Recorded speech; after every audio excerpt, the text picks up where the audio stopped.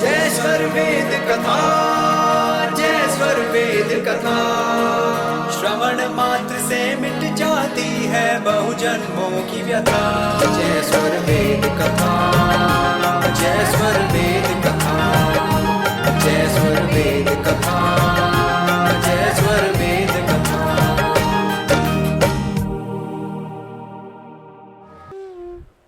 आज का यह दिन हम सब के लिए बड़े हर्ष और बड़े उल्लास का दिन है कि हमने बलिया की इस दिव्य माटी पर, बलिया की इस आध्यात्मिक भूमि पर, ऋषियों की इस भूमि पर, महर्षियों की इस भूमि पर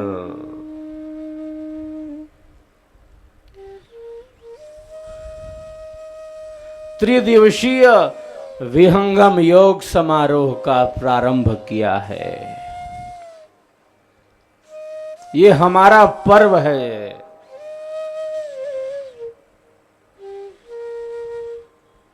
ये हमारा त्योहार है। ये हमारे देश की संस्कृति है। ये भारत की संस्कृति है। ये ऋषियों की संस्कृति है। ये संतों का प्रवाह है।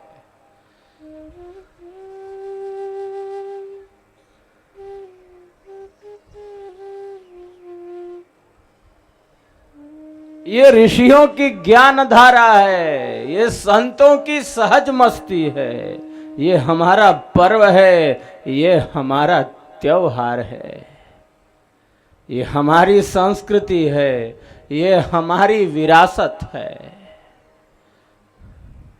तो बड़ा ही ये पुण्य अवसर हम सबके लिए ईश्वरीय कृपा से एकत्रित हुआ है, जब इस पवित्र भूमि पर, द्वाबा की इस पवित्र माटी पर, बलिया की इस नमस्य भूमि पर, ऋषियों की इस तपो भूमि पर हम सब ऋषियों की उसी ज्ञान धारा से अपने जीवन को आगे बढ़ाएंगे। भारत की आध्यात्मिक संस्कृति के गौरव को बढ़ाएंगे और जीवन मूल्यों के प्रति, आध्यात्मिक नैतिक मूल्यों के प्रति सचेष्ट होकर अपने जीवन का आध्यात्मिक निर्माण करेंगे। तो आज से यहाँ कोटवा में तो ये यात्रा, ये महफिल तो सज गई है। ये अध्यात्म की महफिल है। ये हमारे देश की संस्कृति है। ये भारत की संस्कृति है। ये यज्ञ की संस्कृति है। ये ऋषियों की संस्कृति है। ये संतों की विरासत है। और हम अपनी संस्कृति से, अपनी परंपरा से, अपने दर्शन से, अपने नैतिक मूल्य से, अपने आदर्श से, अपने देश के सिद्धांत से, अपने देश के नियम से, अपने देश के अध्यात्म से अलग होकर नहीं जी सकते। हम भारत में रहते हैं। भारत का क्या अर्थ है? अरे, हम भारत में रहते हैं। भारत की हवाओं में हम श्वास लेते हैं। भारत किसे कहते हैं? भारत का क्या अर्थ है? भारत की क्या परिभाषा है? जो सदैव ज्ञान में रत है, जो सदैव विवेक में रत है, जो सदैव विद्या में रत है, जो सदैव धर्म में रत है, जो सदैव अध्यात्म में रत है, जिसकी एक संस्कृति है, जिसकी एक विरासत है, जिसका जीवन दर्शन है, जिसका नैतिक मूल्य है।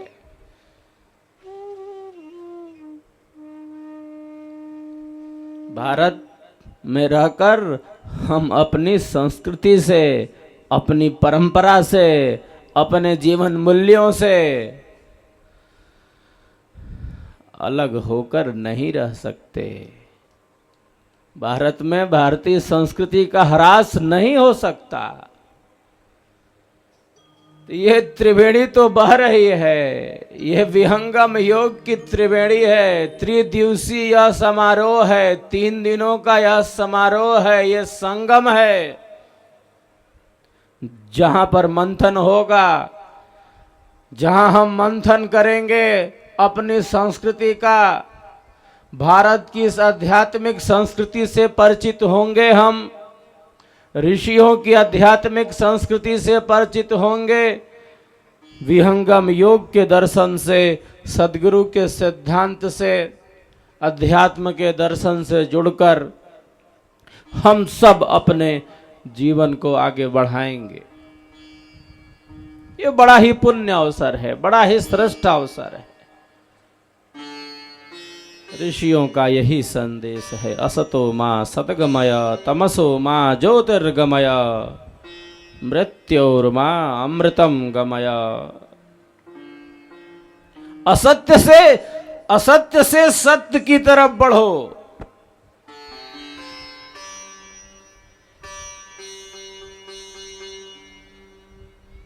हम अंधेरे में नहीं रह सकते, हम मिथ्या ज्ञान में नहीं रह सकते। हमेशा सत्य की तरफ बढ़ने का एक प्रयत्न होना चाहिए।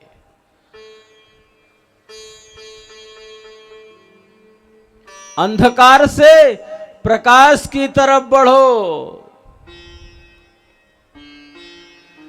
मृत्यु से अमरत्व की तरफ बढ़ो।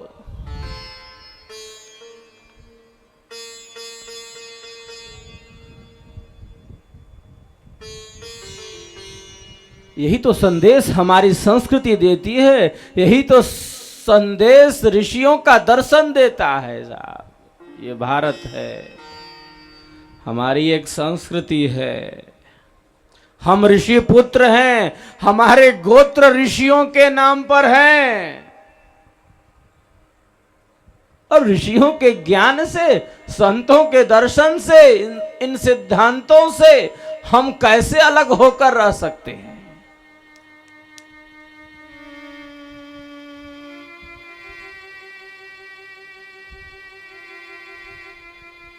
हमारे ऋषि गृहस्थ आश्रमी थे।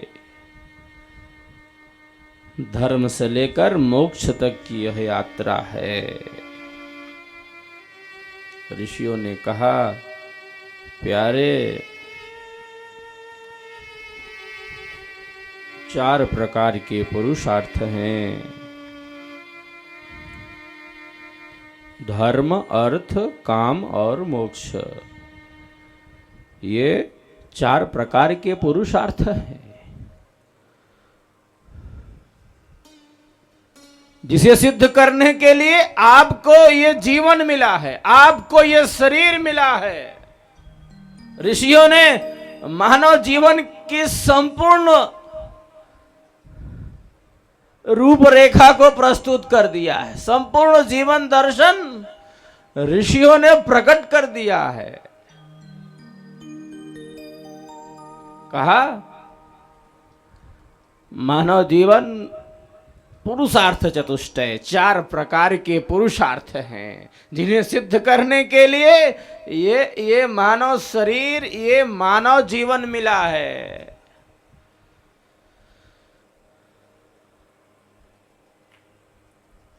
धर्म, अर्थ, काम और मोक्ष।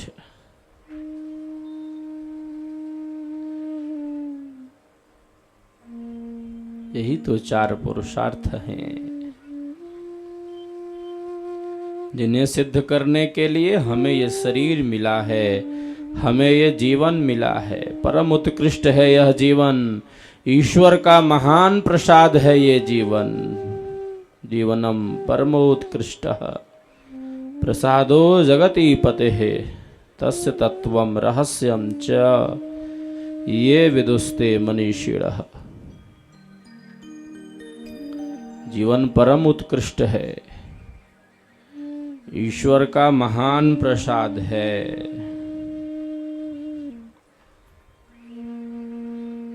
मनीषी जन इसके भेद को जानते हैं।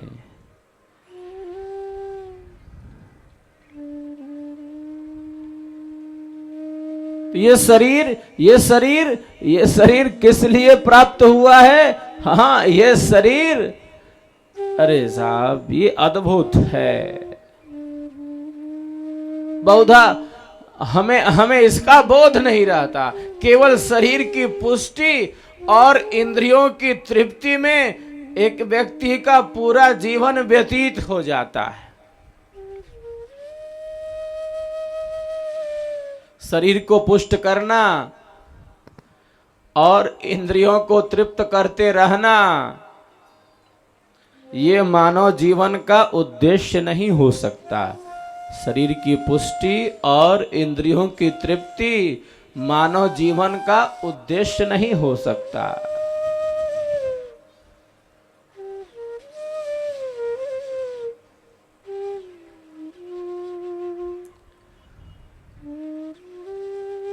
शरीर किस लिए मिला है? ये जीवन किस लिए है?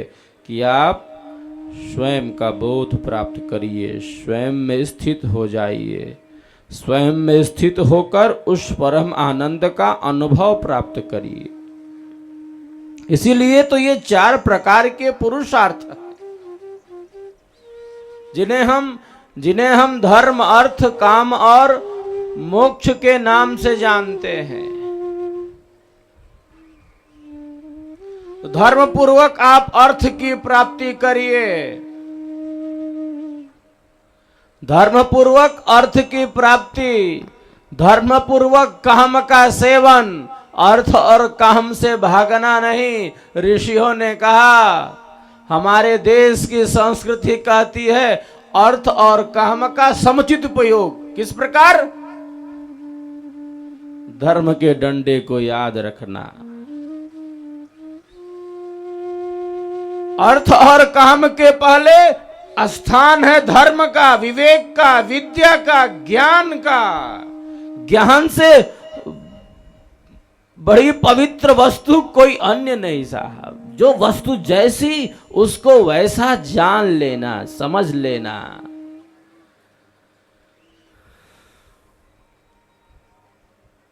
वस्तु कुछ है, ये साहब कुछ दूसरा समझ रहे हैं, अन्य समझ रहे हैं। जो वस्तु जैसी उसको वैसा, जो वस्तु जैसी उसको वैसा समझना, मानना, आचरण करना।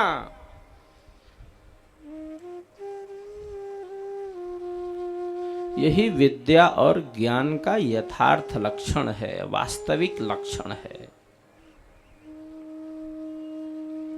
जो वस्तु जैसा रहे, जो वस्तु जैसा रहे तैसा वाको जान, रूप बोध निर्भ्रांत है, संशयहीन सज्ञान।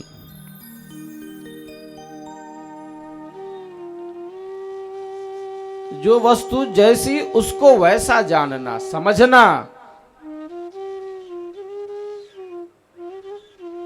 बड़ी बात है।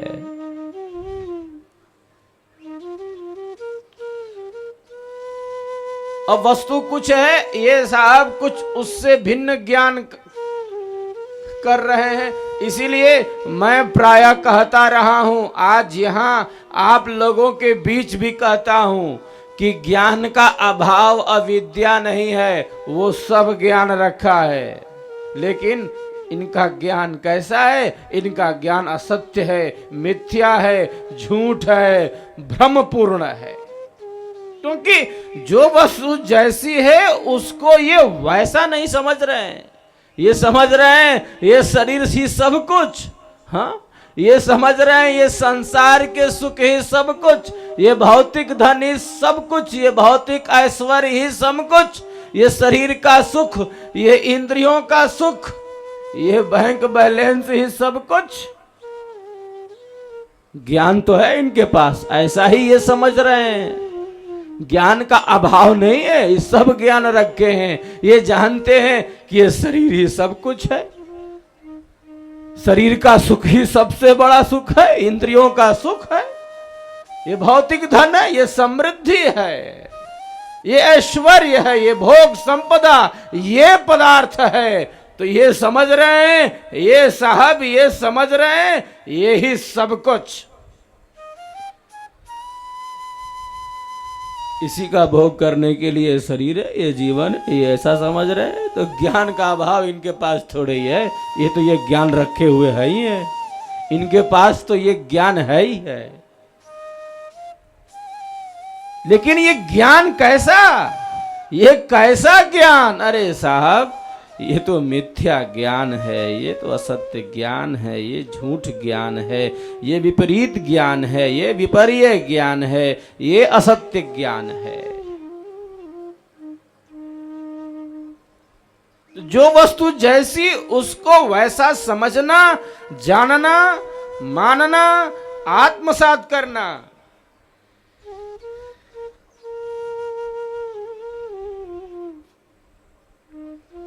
ये बहुत आवश्यक।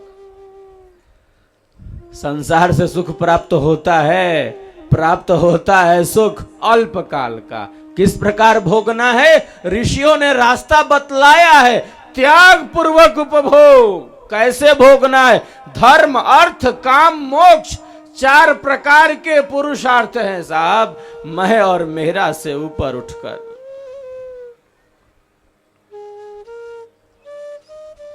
संसार में रहने की कला क्या है? संसार में जीना किस तरह, दुनिया में रहना किस तरह, दुनिया में कैसे जीवन यापन करना, क्या विधि है साहब, क्या जीवन दर्शन है? ऋषियों ने संपूर्ण जीवन दर्शन को प्रकट किया है, प्रस्तुत किया है।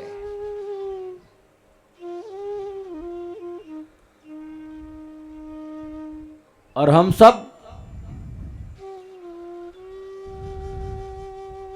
ऋषियों के दर्शन से, उनके ज्ञान से, उनके सिद्धांत से अलग होकर नहीं रह सकते। ऋषियों ने कहा 4 प्रकार के पुरुषार्थ, आप धर्म पूर्वक अर्थ की प्राप्ति करिए, आप धर्म पूर्वक काम का सेवन करिए, लेकिन अरे साहब मुख्य लक्ष्य से आप दूर मत हो जाइए। त्याग पूर्वक उपभोग की कला सिखाती है हमारी संस्कृति।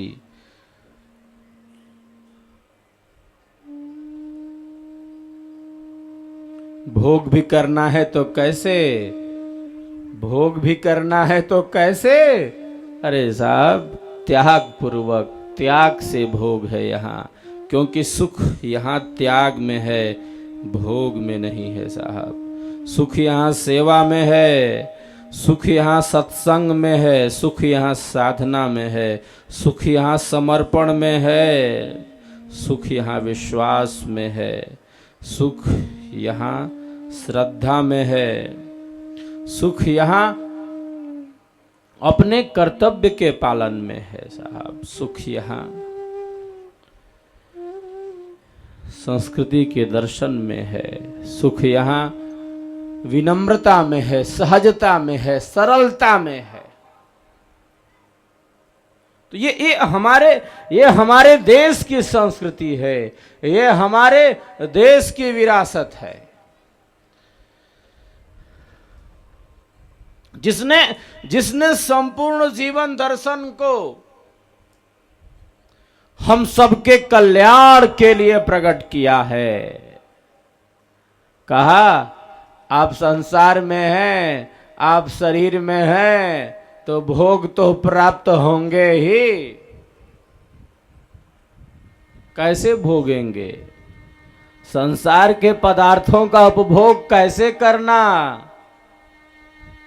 मैं और मेरा से युक्त होकर नहीं।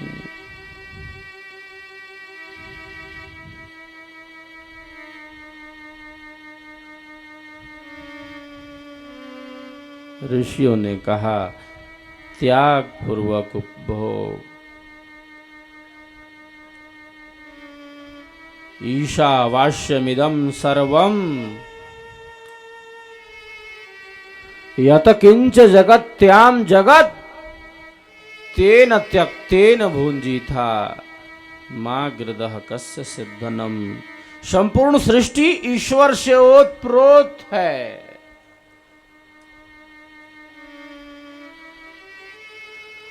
संपूर्ण सृष्टि ईश्वर से ओतप्रोत व्यापक है, और जो भी ईश्वरी कृपा से स्वयं के प्रारब्ध से पुरुषार्थ से प्राप्त हो वो सब ईश्वर का समझकर उसका त्याग पूर्वक उपभोग करना चाहिए।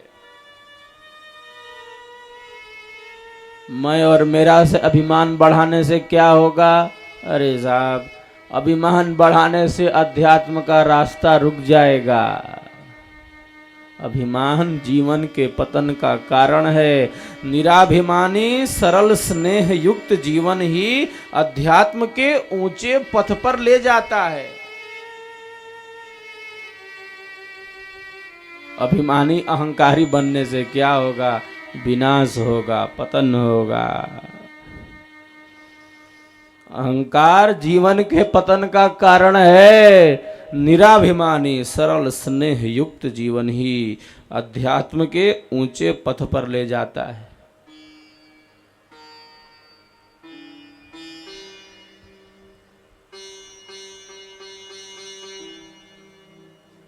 अध्यात्म में इसकी अनिवार्यता है, इसकी उपयोगिता है। सहज बनना, सहज रहना, अपने कर्तव्य के प्रति जागरूक रहना, सेवा सत्संग और साधना में स्थिर रहना, श्रद्धा समर्पण में स्थित रहना, ऐसी वस्तुएं हैं जो एक व्यक्ति को, एक साधक को अत्यंत ऊंचाइयों तक ले जाती।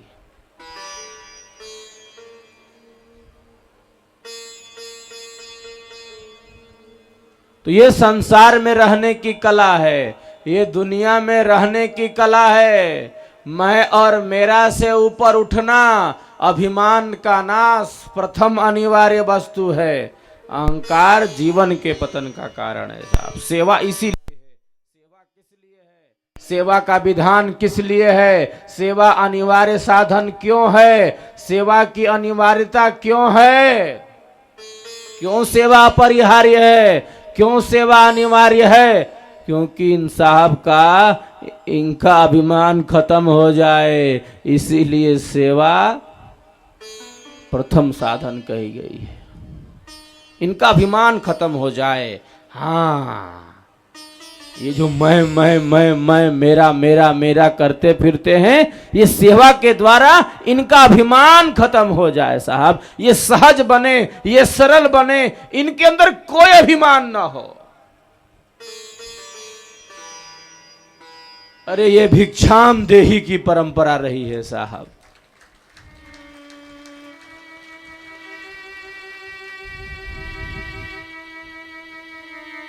यहां तो मिटाना है साहब, अहंकार को मिटाना है, अभिमान को मिटाना है। बहुत बड़ी वस्तु है अभिमान को मिटाना, अहंकार को नष्ट करना बड़ी वस्तु है। और जो इस में पारंगत हो गया, जो अहंकार को अपने पैरों तले कुचल दिया, उसका तो बेड़ा पार हो गया, उसका तो कल्याण हो गया साहब। इसीलिए सेवा प्रथम साधन, इसीलिए सेवा प्रथम साधन, सेवा अनिवार्य साधन। विहंगम योग में 3 प्रधान तत्व हैं। प्रथम साधन सेवा, दूसरा सत्संग, तीसरी साधना। यही तीन साधन हैं, सेवा, सत्संग और साधना। प्रथम साधना नहीं है, बड़े साधक बनने से नहीं होगा, सीधी सी बात है। पहले सेवा में परफेक्ट होना होगा, सेवा में आगे रहना होगा, क्योंकि ये ऋणों से उऋण होने का साधन है, ये अभिमान को नष्ट करने का साधन है, ये समाज से जुड़ने का साधन है, ये कर्तव्य का पालन है, ये दायित्व का पालन है। ये देखिए सूर्य क्या कर रहा है, सूर्य से प्रेरणा लेता है। एक मानव, एक चेतन प्राणी ईश्वर की अनंत शक्तियों से प्रेरणा, सूर्य प्रतिदिन प्रकाश देता है। पृथ्वी अपनी कक्षा में घूम रही है, चंद्रमा अपना काम कर रहा है, ये पेड़ पौधे, पहाड़, नदियां, ये जंगल, पर्वत सब सेवा में लगे हैं। और क्या कर रहे हैं? और ही क्या करते रसन, सब सेवा में हैं। ये जड़ शक्तियां सब सेवा में लगी हैं। संपूर्ण वातावरण में ऑक्सीजन घुला हुआ है, बड़े ही सहज रूप में हमें प्राप्त है। ईश्वर की अनंत शक्तियां सदैव सेवा में है। वृक्ष कबहु नहीं फल भखे, वृक्ष कबहु नहीं फल भखे, नदी न संचय नीर। वृक्ष कबहु नहीं फल भखे, नदी न संचय नीर, परमारथ के कारणे साधुन धरा शरीर। सेवक स्वयं के लिए थोड़े जी रहा है, ओ संपूर्ण विश्व का कल्याण चाहता, हम स्वयं के लिए थोड़े जी रहे हैं। विहंगम योग परिवार का प्रत्येक सदस्य जो सेवा में है, जो सत्संग में है, साधना में है, अरे साहब वो सबका कल्याण चाहता है, सबका भला चाहता है, सबका हित चाहता है। सुख शांति, सुख शांति सबको मिले, सुख शांति सबको मिले, यह उपदेश हमार, सारा विश्व हमार है, हम हैं सब संसार। ये हमारे देश की संस्कृति है, ये भारत की संस्कृति है, ये ऋषियों का दर्शन, ये सेवा भाव है साहब। अहंकार में रहने से गाड़ी नहीं चलेगी, ईर्ष्या द्वेष को हटाना होगा, प्रेम के प्रकाश में विचरण करना होगा, प्रेम में स्थिर होना होगा। अंतरात्मा में प्रेम रस की धारा बह जाती है। एक साधक जब सेवा भाव से पूर्ण बन जाता है, सेवा बड़ी वस्तु है, बहुत बड़ी। सेवा के समान विश्व में कोई अन्य साधन नहीं, क्योंकि इससे अहंकार नष्ट होता है। सेवा इसीलिए है कि व्यक्ति समाज से जुड़े, अपने कर्तव्य और दायित्व के प्रति जागरूक बने, समर्पण श्रद्धा के भाव से पूर्ण बने। धन काया मन वचन से संत परम गुरु सेव, आरत दीन अधीन हो अनुगामी गुरुदेव।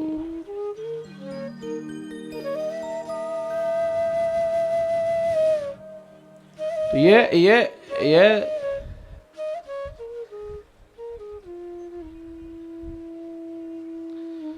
ये स्वर वेद की वाणी है, ये सदगुरु की वाणी है, ये सदगुरु का स्वर वेद है।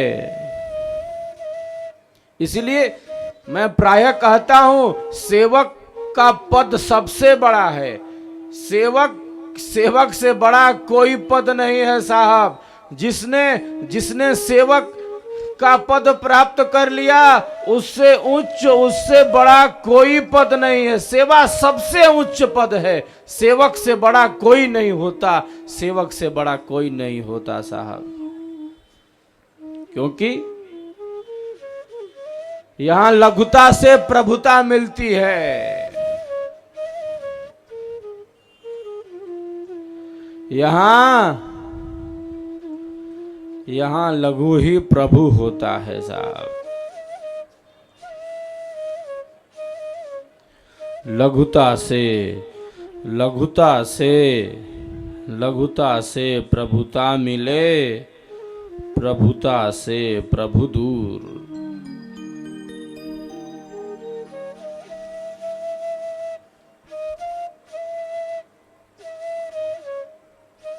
तो निरर्थक अभिमानी बनने से कुछ नहीं होना है। मैं और मेरा में जीना दुख और विनाश को उपस्थित करता है। निराभिमानी सरल स्नेह युक्त जीवन से ही एक साधक का आध्यात्मिक विकास होता है। सरल स्नेह युक्त सहज जीवन ही एक साधक को आगे बढ़ाता है। ईर्ष्या से, द्वेष से, घृणा से कष्ट पहुंचता है। ये सब मानसिक विकार हैं और सेवा का विधान इसीलिए है कि साधक इन समस्त मानसिक विकारों से ऊपर उठकर, सहज होकर, सरल होकर, सद्गुणों से संपन्न होकर अपने कर्तव्य कर्म में प्रतिष्ठित हो जाए, स्थित हो जाए।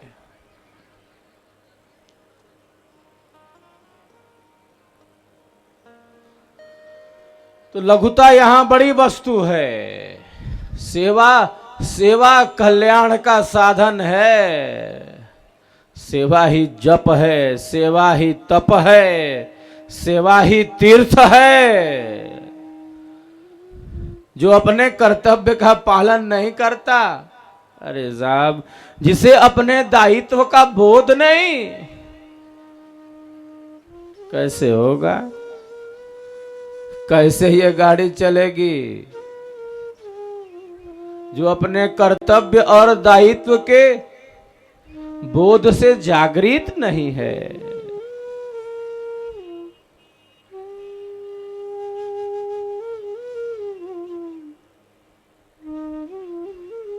वह अध्यात्म से दूर ही रह जाता है।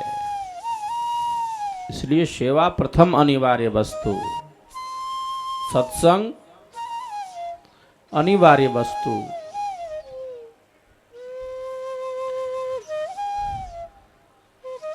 साधना अपरिहार्य वस्तु। तो मैं आपको ले चलता हूं स्वर वेद में। आज प्रथम दिन की यह सभा है, ये अध्यात्म की महफिल है, ये सदगुरु का स्वर वेद है, ये विहंगम योग की महफिल है, ये सदगुरु का प्रताप है। स्वर वेद की वाणी दिव्य वाणी है, अमोघ वाणी है, साक्षात कीर्धर्मा ऋषि की वाणी है, ये ब्रह्म वाणी है, अनुभव पूर्ण वाणी है, ये अनुभवों की अभिव्यक्ति है, ये हिमालय की वाणी है, ये अध्यात्म की गाथा है, ये वेद का भेद है। ले चलता हूं मैं आपको स्वर वेद में। आज प्रथम दिवस अध्यात्म की इस महफिल में, स्वर वेद की इस महफिल में हम चलते हैं। आज से इस यात्रा का प्रारंभ हुआ है। 50 मिनट हो गए और अभी तक हमने आज एक भी बार स्वर वेद की दिव्य वाणियों का श्रवण नहीं किया। मैं आपको ले चलता हूँ स्वर वेद में। प्रत्येक घर में, परिवार में स्वर वेद का पाठ होना चाहिए। परिवार का प्रत्येक सदस्य स्वर वेद का पाठ करे, स्वाध्याय करे, श्रवण करे, मनन करे। ये सब पवित्रता का साधन है, इंद्रियों की शुद्धि का साधन है। स्वरवेद क्या करता है? प्रारंभ में स्वरवेद क्या करेगा? ये हमारी वाणी को शुद्ध करेगा, ये हमारे विचारों को नियंत्रित करेगा, ये हमारे मन को संयमित और नियंत्रित करने में महत्वपूर्ण भूमिका को अदा करेगा। ये जीवन के प्रति सकारात्मक और रचनात्मक दिशा प्रदान करेगा। परिवार का प्रत्येक सदस्य स्वरवेद का पाठ करे, विहंगम योग की साधना का अभ्यास करे, तब देखिए कैसा मंगल होता है, कैसा कल्याण होता है, परस्पर प्रेम और सद्भावना का विस्तार होता है।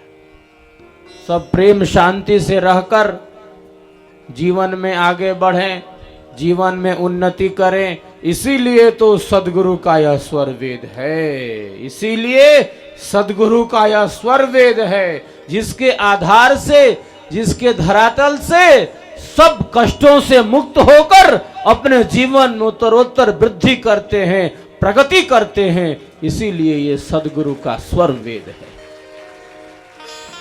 स्वर वेद से अलग होकर कैसे रह सकते हैं? हम अपनी आत्मा से अलग होकर कैसे जिएंगे साहब? ऐसे कैसे होगा? जिस महान सत्ता की पावन पुण्यतिथि पर त्रिदिवसीय यह समारोह है, उस महान सत्ता ने स्वर वेद का भाष्य किया अपनी तेजस्वी लेखनी के द्वारा, अपनी आध्यात्मिक लेखनी के द्वारा स्वर वेद के सार सिद्धांत को स्पष्ट धरातल प्रदान किया। अध्यात्म की ऊंचाई पर स्थित होकर स्वर वेद के समस्त भेदों को प्रकट किया। ले चलता हूँ आपको स्वर वेद में तन्मय होकर। आप सभी स्वर वेद की दिव्य वाणियों का श्रवण करें। क्या क्या होता है एक बार पुनः बता देता हूँ। शुभ संस्कारों का उदय होता है स्वर वेद के पाठ से, स्वर वेद के श्रवण से शुभ संस्कारों का उदय होगा, अशुभ संस्कार नष्ट होंगे, विवेक जागृत होगा, अविद्या अंधकार नष्ट होगा, मिथ्या ज्ञान नष्ट होगा, पापों का क्षय होगा, विवेक, मंगल और कल्याण का मार्ग, प्रेम और शांति का मार्ग प्रशस्त करता है ये स्वर वेद। ध्यान के अनुभव में वृद्धि करता है ये स्वर वेद। ये वेद का भेद है, ये सदगुरु का वेद है, ये ऋषियों का दर्शन है, ये भारत की ऋषि परंपरा है, ये संतों का दर्शन है, ये सदगुरु का स्वर वेद है। जिस प्रकार वृक्ष के मूल में जल सिंचन करने से सारा वृक्ष हरा भरा पल्लवित पुष्पित हो जाता है, उसी प्रकार एकमात्र स्वर वेद के स्वाध्याय से, इसके पाठ से मानव के जीवन का संपूर्ण विकास हो जाता है। चलते हैं स्वर वेद में और तन्मय होकर इन दिव्य वाणियों का श्रवण करें।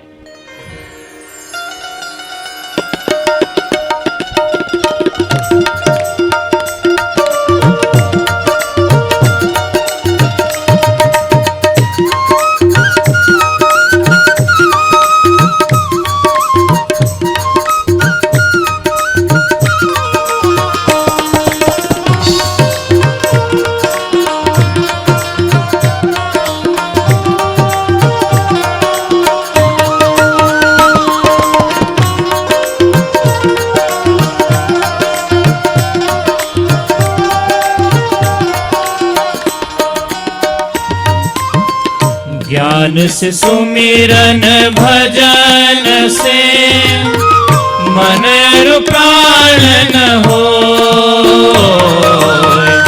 ज्ञान से सुमिरन भजन से मन और प्राण न हो। याथे कर्म न संत मत, संत मत मत सोय। याते कर्म न संत मत, संत मत मत सोय।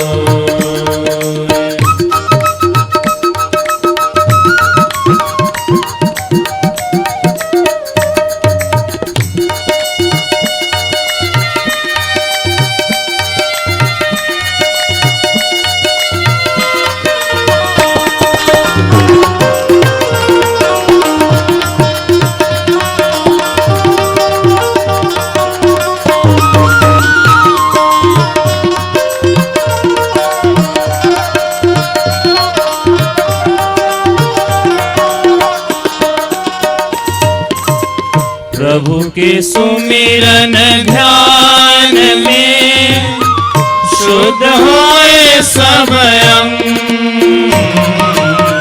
प्रभु के सुमिरन ध्यान में शुद्ध होए समयम आत्म अंतःकरण में चढ़ता निर्मल रंग आत्म अंतःकरण में चढ़ता निर्मल रंग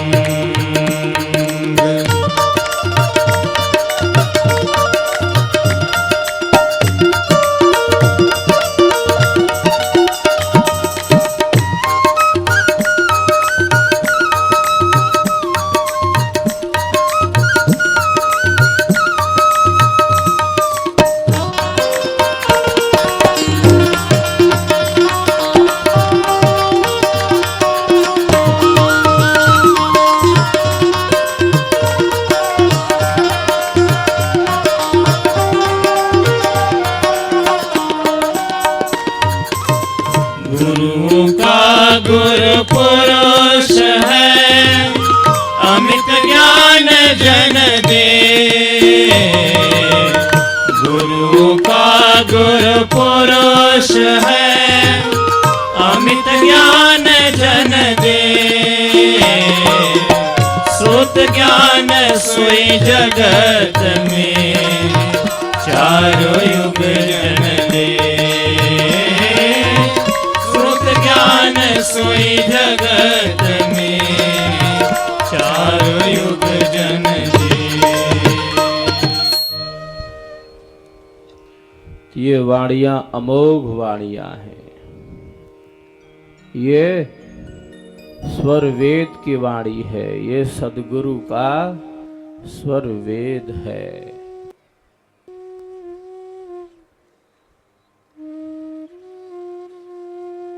ये जिज्ञासा होती है आजकल, ये जिज्ञासा बढ़ गई है। स्वर वेद क्या है? स्वर वेद किसे कहते हैं? ये जिज्ञासा, ये हलचल तो देश में बढ़ गई है। एक आध्यात्मिक क्रांति का सूत्रपात तो हुआ है। ये सदगुरु का स्वर वेद है। क्या है? क्या है स्वर वेद? अरे साहब,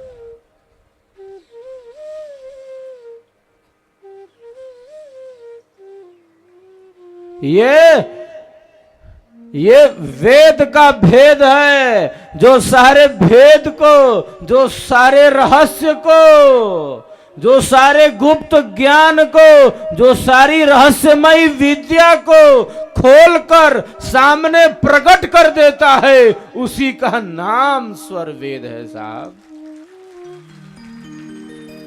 वही तो स्वर वेद है जो अध्यात्म के सारे भेदों को खोल देता है, प्रकट कर देता है, हमारे समक्ष लाकर खड़ा कर देता है। जो अध्यात्म का भेद है, जो योग का भेद है साहब,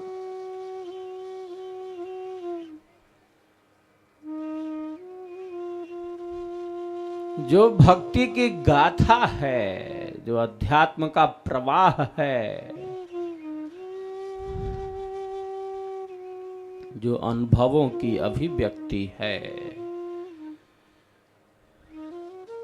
जो भारतीय संस्कृति का दर्शन है, जो ऋषियों का दर्शन है, जो संतों की सहज मस्ती है, उसी का नाम स्वर वेद है।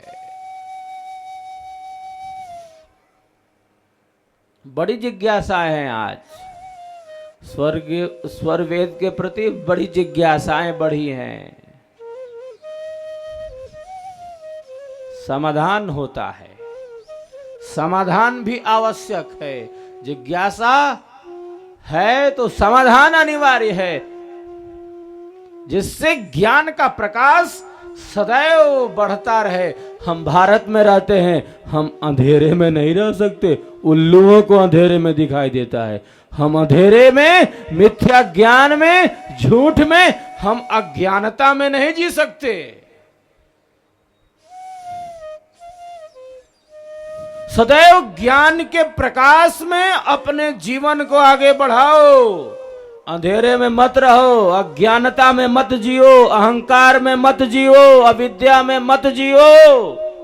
ये भारत है, ये ऋषियों की संस्कृति है, ये सदगुरु का स्वर वेद है जो सदैव हमें ज्ञान के यथार्थ प्रकाश में जीवन को आगे बढ़ाने की प्रेरणा देता है। अंधेरा छाटो, ज्ञान की तलवार से, स्वर वेद की तलवार से अंधेरे को छाटो, मिथ्या ज्ञान को छाटो, झूठ को नष्ट करो, असत्य को नष्ट करो, मिथ्या ज्ञान को नष्ट करो। वीर बनो, पुरुषार्थी बनो, उद्योगी बनो, परिश्रमी बनो और ज्ञान की तलवार से अविद्या को, मिथ्या ज्ञान को नष्ट करो। अंधेरे में मत जियो, अहंकार में मत जियो, मिथ्या ज्ञान में मत जियो। ये हमारे देश की संस्कृति है, ये हमारे देश की विरासत है। स्वरवेद ज्ञान का वह प्रकाश है। मैं प्रायः कहता हूं अंधकार बहुत बड़ा है, अनार बहुत बा। अंधकार बहुत बड़ी सीमा में कायम है। अंधकार बहुत बड़ी सीमा में कायम है।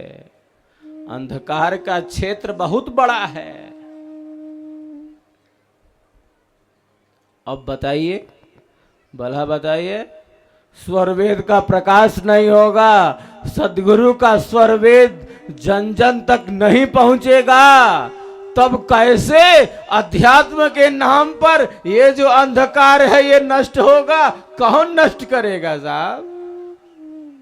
सदगुरु के स्वर वेद से अध्यात्म का अंधकार नष्ट होता है, ये अविद्या, ये अज्ञानता नष्ट होती है साहब। हम अज्ञानता में नहीं रह सकते, हम मिथ्या ज्ञान के साथ नहीं जी सकते। हम भारत में हैं, हम भारतवासी हैं। भारत का अर्थ है जो सदैव ज्ञान में रत है, जो सदैव विवेक में रत है। हम ऋषि पुत्र हैं, हम आर्य पुत्र हैं, हमारे गोत्र ऋषियों के नाम पर हैं। मुझसे कोई पूछता है स्वर वेद क्या है, मैं कैसे समझा दूं 5 मिनट में कि क्या है? मेरे जैसे व्यक्ति के लिए तो कई दिन चाहिए समझाने के लिए। स्वरवेद ज्ञान का वह प्रकाश है। यह सेवा सत्संग और साधना की त्रिवेणी है। ये ज्ञान, वैराग्य और भक्ति की पूर्णता है। ये ज्ञान की आध्यात्मिक ऊंचाई है, ये प्रेम की पराकाष्ठा है, ये अध्यात्म का विज्ञान है, ये जीवन दर्शन है, ये ऋषियों का दर्शन है, ये भारतीय संस्कृति का प्राण है, ये सदगुरु का अनुभव है, ये अनुभवों को अभिव्यक्ति है साहब।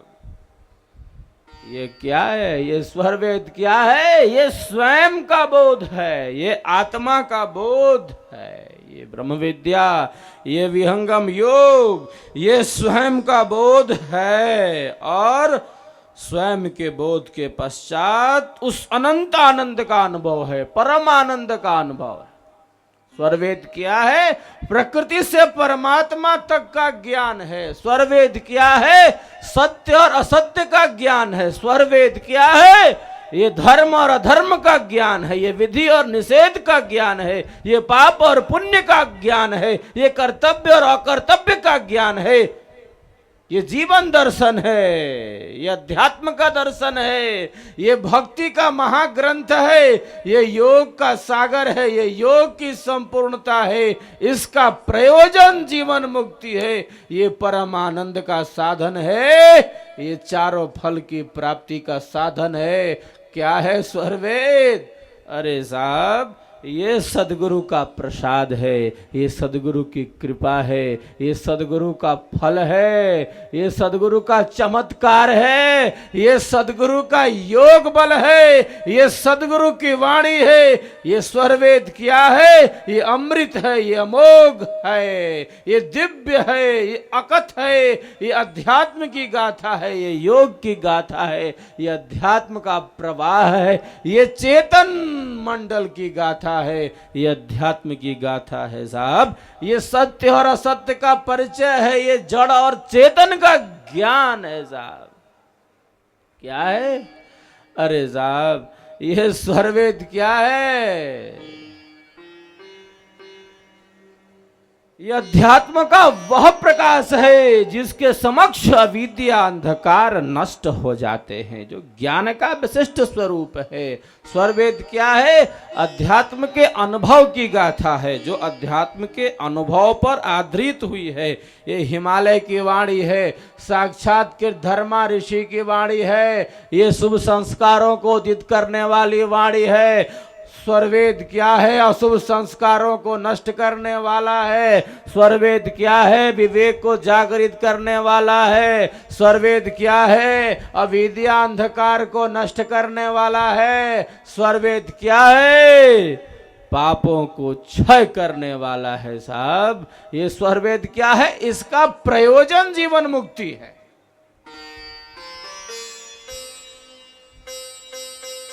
सदगुरु इसकी भूमिका में लिखते हैं, सदगुरु देव ने इसकी भूमिका में लिखा, ये मेरे हृदय का अंतर प्रकाश, हृदय की आंतरिक चिंता मणि, साधकों के लिए अविच्छिन्न पीयूष धारा।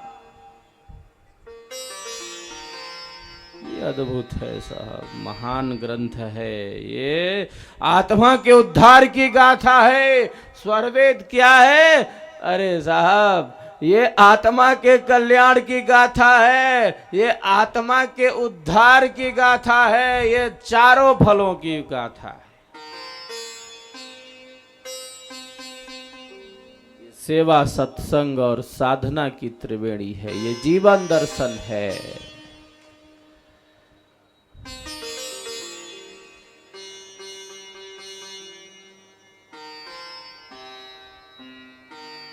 इतना वैशिष्ट है कि वाणी के पास वह सामर्थ्य नहीं है कि इसके संपूर्ण भेदों को वह प्रकट कर सके। वाणी के पास वह सामर्थ्य नहीं है कि इसके भेदों को वह प्रकट कर सके।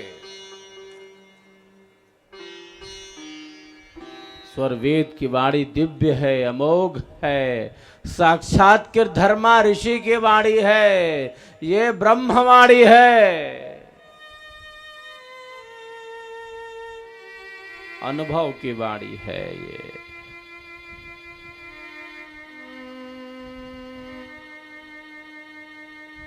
विहंगम योग का प्रमुख सैद्धांतिक ग्रंथ है।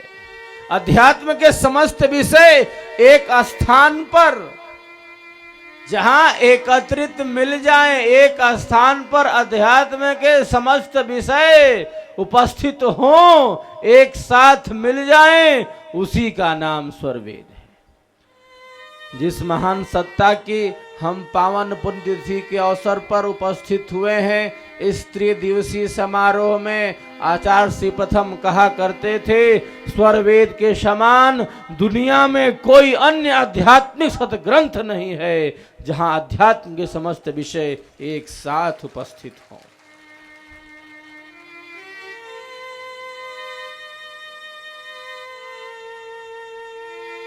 ये अनंत गाथा है, ये अध्यात्म की किरण है और ब्रह्म विद्या की किरणें, ब्रह्म विद्या का प्रकाश, विहंगम योग का प्रकाश जन जन तक पहुंचे, सब तक पहुंचे, सबके पास पहुंचे।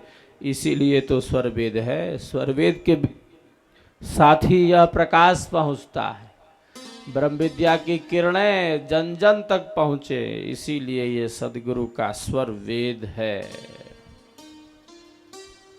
क्या है? अरे ये वाणी शुद्धि की क्रिया है। कितना कोई बताएगा साहब। अगाध गाथा है। क्या है? क्या है सर्वेद?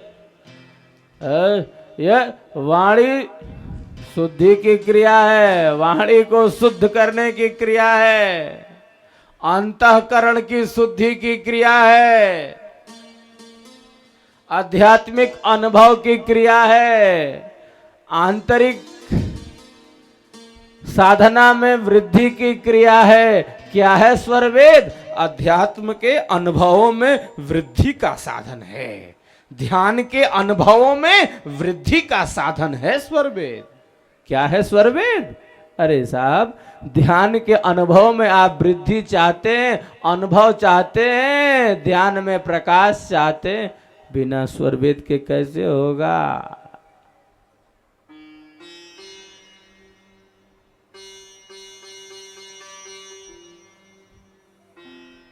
सिद्धांत का प्रकाश है सर्वेद। देखिए, स्वरवेद में एगो ज्ञान के धारा नहीं खे, स्वरवेद में ज्ञान के 4-4 गो धारा बहतिया। एगो धारा नहीं खे, 4-4 गो धारा बा। स्वरवेद क्या है? स्वरवेद ज्ञान की 4 धाराओं का प्रवाह है साहब। क्या है स्वरवेद? अरे क्या बताएं।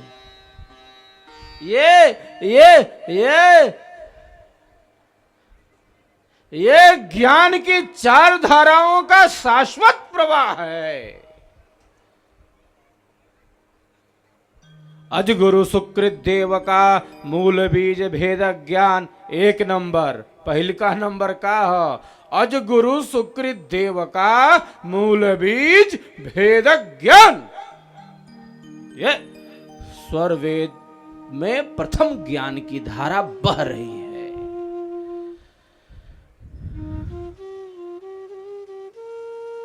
दूसरी धारा क्या है? दूसर धारा के का नाम है? 2 चेतन मणियों का संयोजित ज्ञान। स्वरवेद में ये दूसरी धारा ज्ञान की धारा बहतिया। पहला अजगुरु सुकृत देव का मूल बीज भेद ज्ञान, दूसरा 2 चेतन मणियों का संयोजित ज्ञान, तीसरा क्या है? विवेकज ज्ञान, विवेक से जो ज्ञान उत्पन्न होता है। और चौथा नंबर का चौथा नंबर है श्रुत ज्ञान, वेदों का ज्ञान, वेदों का सार, वेदों का भेद, स्वर वेद। वेदों का भेद भी स्वर वेद में प्रकट हो जाता है।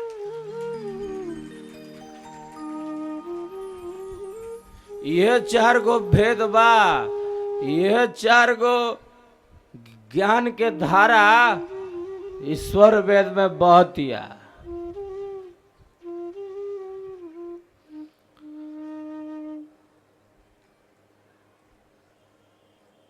अजगुरु सुकृत देव का मूल बीज भेद ज्ञान। संतों की सहज मस्ती है इसमें। हाँ, स्वरवेद में क्या है? संतों की सहज मस्ती है, संतों का सहज प्रकाश है, सदगुरु के अध्यात्म का अनुभव है। प्रथम साधन, प्रथम ज्ञान के धारा तय भी आ स्वरवेद में प्रथम स्थान यही के बा अजगुरु सुकृत देव का मूल बीज भेद ज्ञान।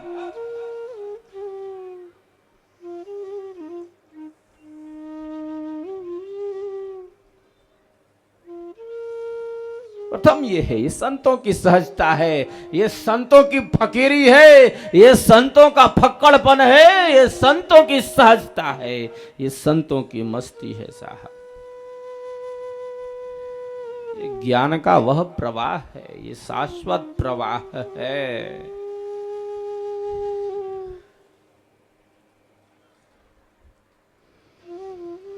ये आत्मिक भूमि पर स्थिर होकर उस समस्त ज्ञान को प्राप्त करने का साधन है। स्वरवेद के ज्ञान का आधार अध्ययन नहीं है। ये किताब पढ़ला से ज्ञान स्वरवेद के ना हो।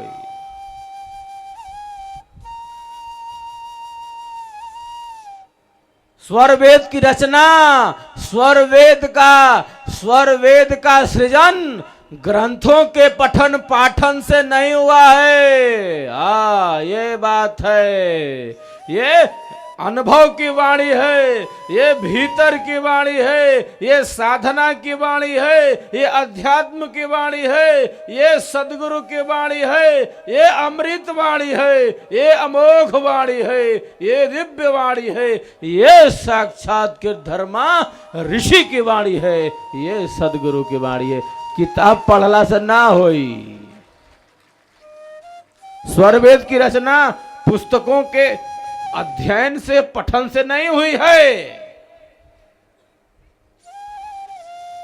आज तो 10 गो किताब इकट्ठा करके वो किताब बना देता रह सकता। अब किताबिया छप जाओ।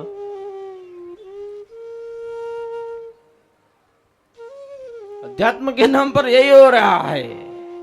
ये अध्यात्म की वाणी है,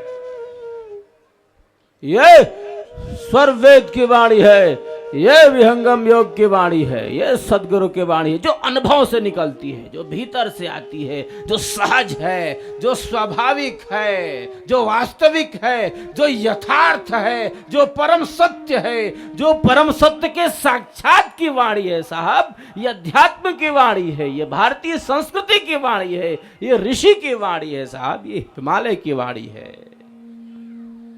अद्भुत है साहब, इसका रहस्य बहुत बड़ा है। ये गुप्त है, अद्भुत है, भेदिक है। ये सदगुरु का भेद है, ये स्वरवेद का भेद है।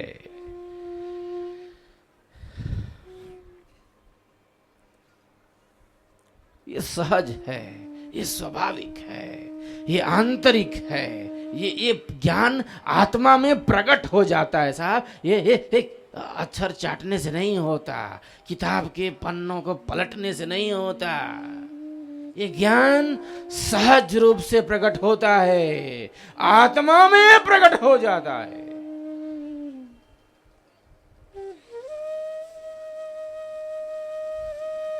अक्षर चटला से ना होई।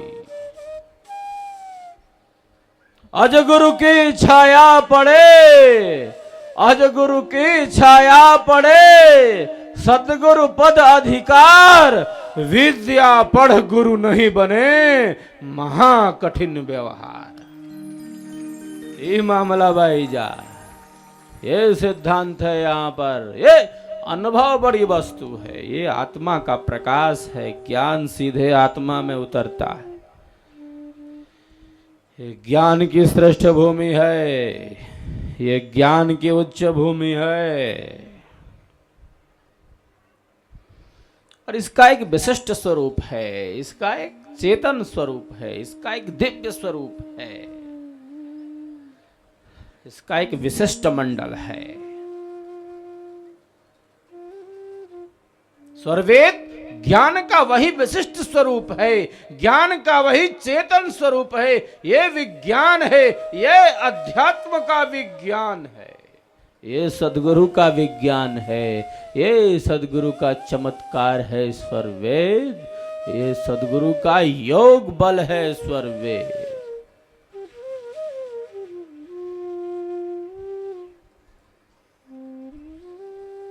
स्वरवेद से मानव कल्याण होता है, मानव कल्याण की गाथा है स्वरवेद। स्वरवेद क्या है? अरे साहब, कितनी परिभाषा कोई बतलाएगा, कितना केहू बताई, जितना बताई उतने कम होई,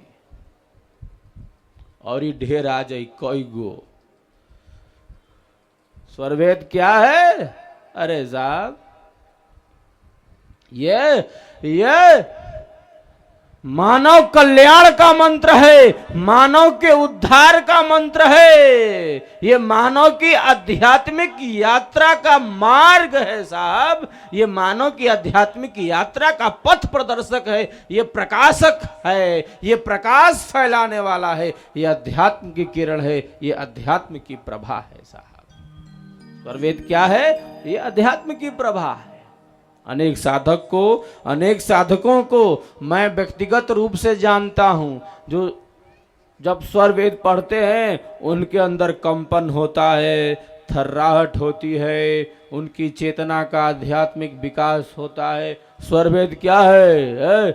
हिलाने वाली है, ये हिलाने वाली वाणी है, ये चमत्कारिक वाणी है, आत्मा को झकझोरने वाली वाणी है, ये दुर्गुणों से हटाने वाली वाणी है, ये सद्गुणों का विकास करने वाली वाणी है, ये आत्मा का विकास, आत्मा का उद्धार, आत्मा का उत्थान करने वाली है, मानव को दिव्य गुणों से मंडित करने वाली वाणी है। साहब, ये स्वर वेद की वाणी है। ये पूछता लोग कि स्वर वेद का कितना हम बताइए, लोग बुझाता है लोग। ये अद्भुत है साहब, ये अद्भुत है, ये अलौकिक है, ये दिव्य है, ये अमोघ है, ये साक्षात के धर्मा ऋषि की वाणी, ये ब्रह्मवाणी, ये अमोघ वाणी। स्वर वेद से मानव कल्याण होता है, ये मानव कल्याण का आध्यात्मिक सदग्रंथ है, ये सदगुरु का स्वर वेद है। हम सिद्धांत से अलग नहीं हो सकते, हम विहंगम योग के सिद्धांत से अलग नहीं हो सकते।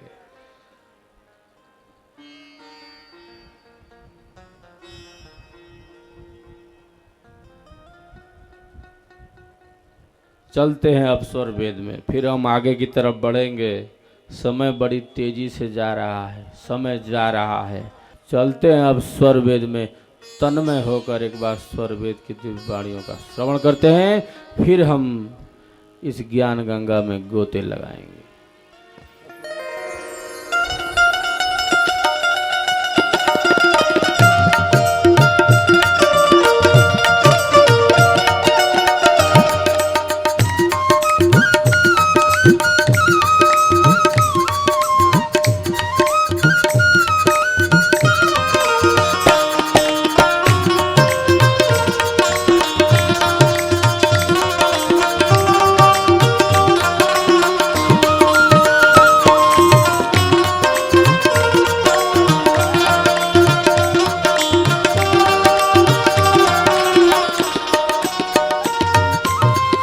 आत्म अंतर्यात्मा अंतर्यामी देव, आत्म अंतर्यात्मा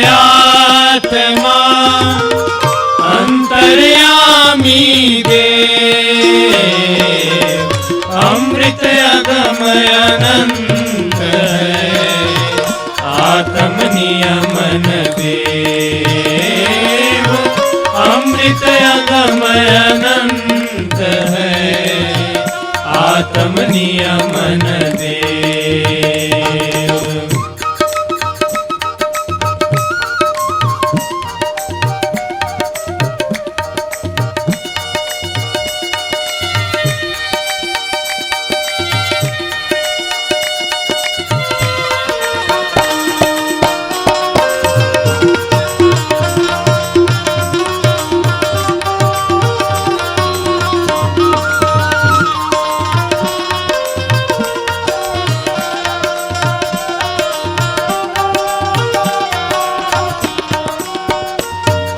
लाली मेहंदी में छिपी पुरुष व्याप्त तो ही माय, लाली मेहंदी में छिपी पुरुष व्याप्त तो ही माय, भेदी भेद रहस्य में प्रभु प्रकटे घट माय, भेदी भेद रहस्य में प्रभु प्रकटे घट माहि।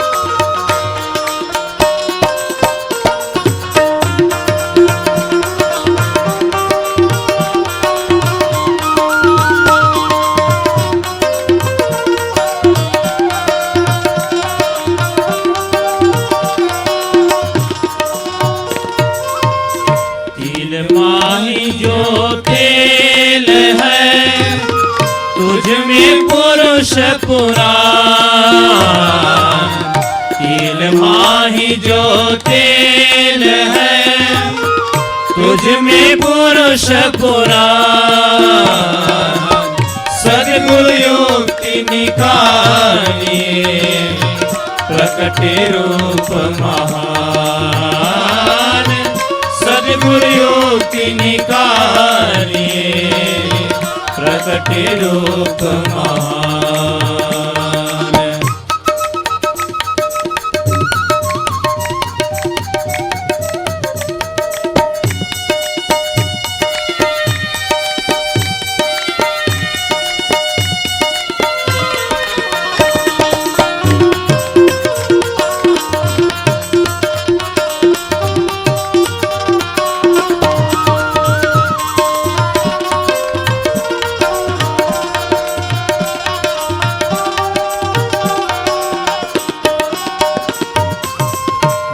श्रद्धा प्रभु मिलन का, दर्शन का चित चाह, जो श्रद्धा प्रभु मिलन का, दर्शन का चित चाह, मन पर्दा को टालिए, ऊपर झाप हटा, मन पर्दा को टालिए, ऊपर झाप हटा।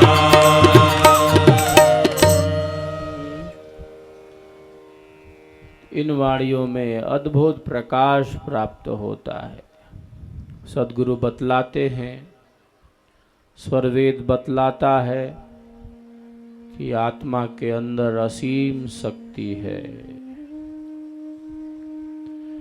आत्मा के अंदर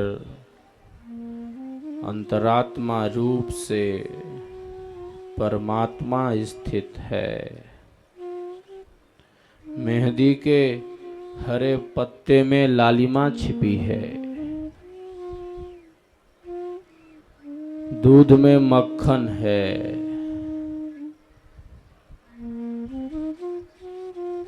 आत्मा के अंदर अंतरात्मा रूप से परमात्मा स्थित है।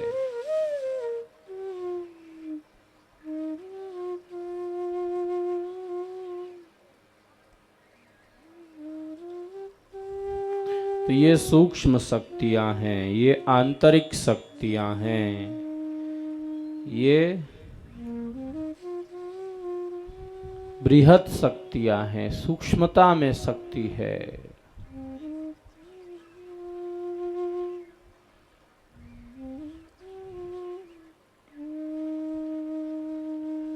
बाहर बाहर खोजते, बाहर बाहर खोजते, अंतर की सुधि नाय। मानव के अंदर असीम शक्ति छिपी है। आत्मा के अंदर ईश्वर का रहस्य भरा पड़ा है। आत्मा के अंदर ईश्वर का भेद छिपा है साहब। सद्गुरु यही बतलाते, स्वरवेद यही बतलाता।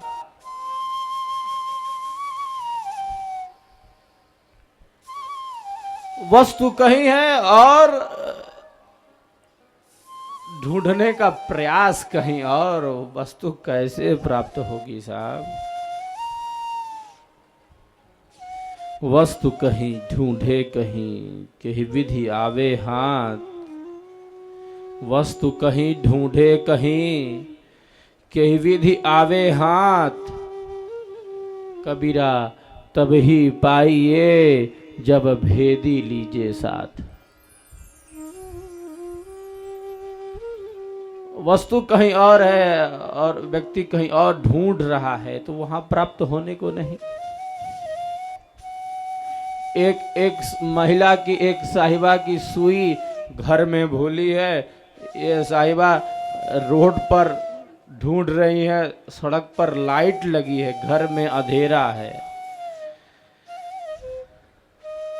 इसी अंधेरे को नष्ट करना है, इसी मिथ्या ज्ञान को नष्ट करना है, इसी आवरण को, इसी असत्य को नष्ट करना है। ज्ञान के प्रकाश में विचरण करना। अत्यंत आवश्यक है। जो वस्तु जहां है वहीं प्राप्त होगी, जो वस्तु जहां है वहीं प्राप्त होगी। आत्मा के अंदर असीम शक्ति है, हमारे भीतर परमात्मा बैठा है साहब। परमात्मा का रहस्य भरा पड़ा है। मेहंदी के पत्ते में लाली छिपी है, तिल में तेल है, दूध में मक्खन है साहब।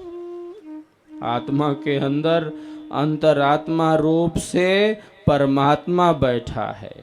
परमात्मा विश्वव्यापी चेतना, ईश्वर सर्वव्यापक, तो क्या वह हमारे शरीर में नहीं है?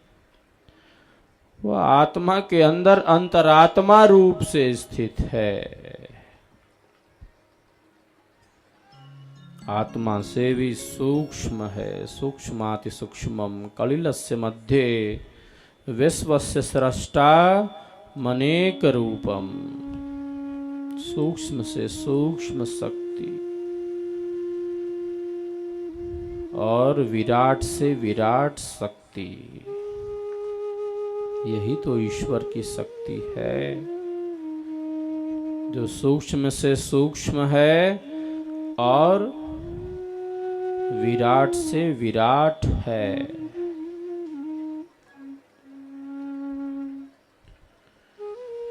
ईशावास्यमिदं सर्वं यत्किंच जगत्यां जगत् तेन त्यक्तेन भुञ्जीथा माग्रदः कस्य सिद्धनम्। ईश्वर संपूर्ण विश्व में चराचर जगत में व्याप्त है। हरिहर समाया, हरिहर समाया हरियालियों में, वही झूमता है झुकी डालियों में। पहाड़ों सागर पर उसी के हैं जलवे, वही है गरजता घटा कालियों में।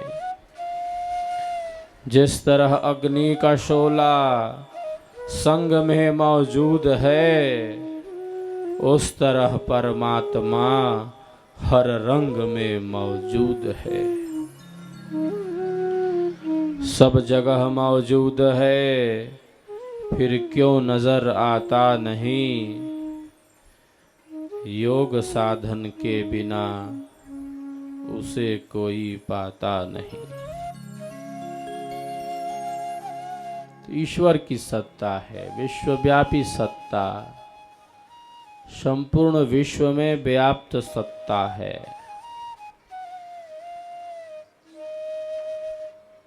मैं प्रायः कहता हूं, आज यहां आप सबों के बीच भी कह रहा हूं,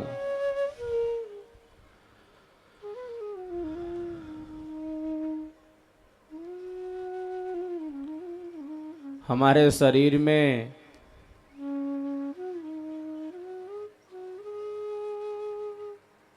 केवल एक आत्मा नहीं है।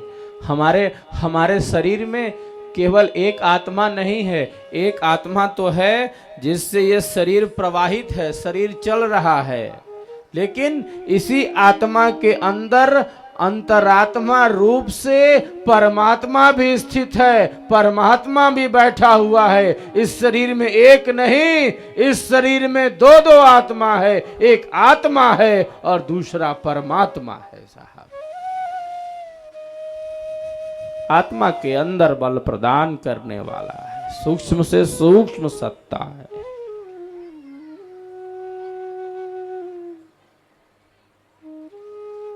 सूक्ष्माति सूक्ष्मम कलिलस्य मध्ये विश्वस्य सृष्टा मनेक रूपम। तो सूक्ष्मता में शक्ति है, विशिष्ट शक्ति है। परमात्मा से सूक्ष्म कोई नहीं, परमात्मा से छोटा कोई नहीं, और परमात्मा से बड़ा भी कोई नहीं साहब। दो विरोधी स्वभावों का एक साथ स्वामी है। वो सबसे छोटा, वो सबसे बड़ा है, उससे बड़ा कोई नहीं, क्योंकि वह सृष्टि का निमित्त कारण है।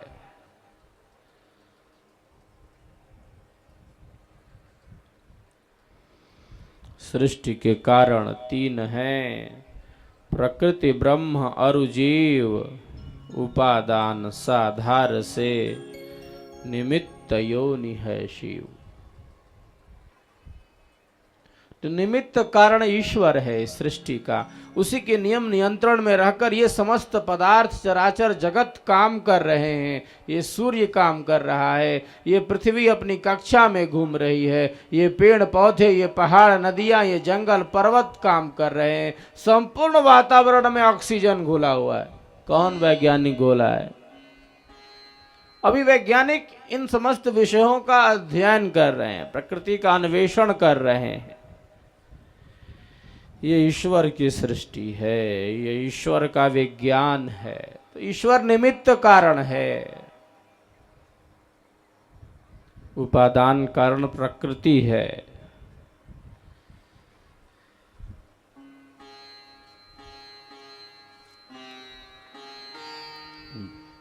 जिससे ये पदार्थ बनते हैं। प्रक्रियते अनेति प्रकृति ही, जिससे पदार्थ बनते हैं उसे हम प्रकृति कहते हैं।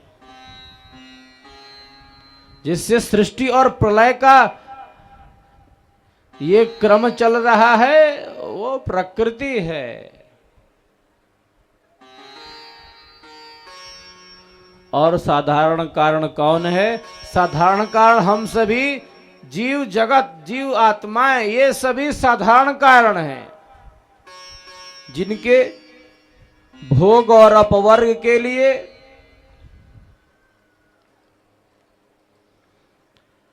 इस सृष्टि का सृजन हुआ है।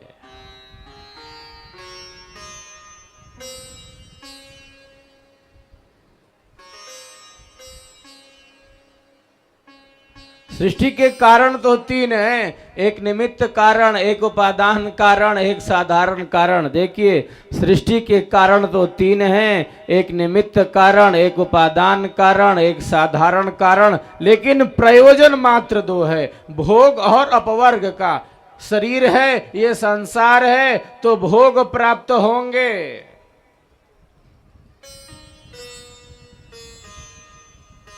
मानो अपने प्रारब्ध के भोगों को प्राप्त कर ले, प्रारब्ध के फल को प्राप्त कर ले, नूतन नए कर्मों का सृजन कर ले, और इस प्रारब्ध से और इस सृष्टि के कर्म से,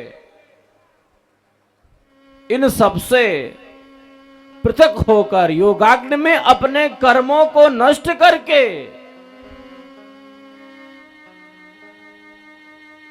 इस आवागमन के चक्र से अलग हो जाए। इसीलिए सृष्टि बनी है। सृष्टि क्यों बनी? यहां पर अपने भोगों को प्राप्त कर ले, पुरुषार्थ कर ले, और क्या कर ले? इस सृष्टि चक्र से आजाद हो जाए। इसीलिए ये सृष्टि बनी है। प्रकाश क्रिया स्थितिशीलम भूतेन्द्रियात्मकम भोगा पवर्गार्थम दृश्यम। प्रकाश क्रिया स्थिति स्वरूप वाला जो जगत है वह जीव के भोग और अपवर्ग का साधन है। भोगों को प्राप्त कर ले, धर्मपूर्वक भोगों का उपयोग कर ले, समुचित उपयोग कर ले, धर्म नीति व्यवहार के साथ इंद्रियों का उपयोग कर ले, और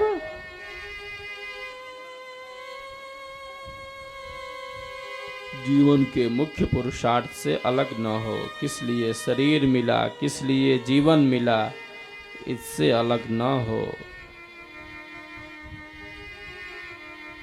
हम अपने लक्ष्य से अलग नहीं हो सकते। किसी भी व्यक्ति को अपने जीवन का लक्ष्य नहीं भूलना है।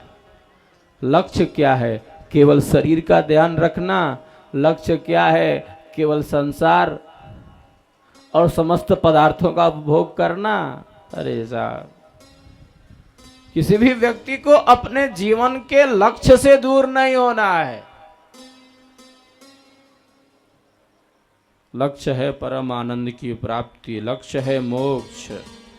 धर्म अर्थ काम मोक्ष का संदेश, ये हमारी भारतीय संस्कृति का संदेश, ये वैदिक संस्कृति का संदेश, ये ऋषियों की संस्कृति का संदेश है।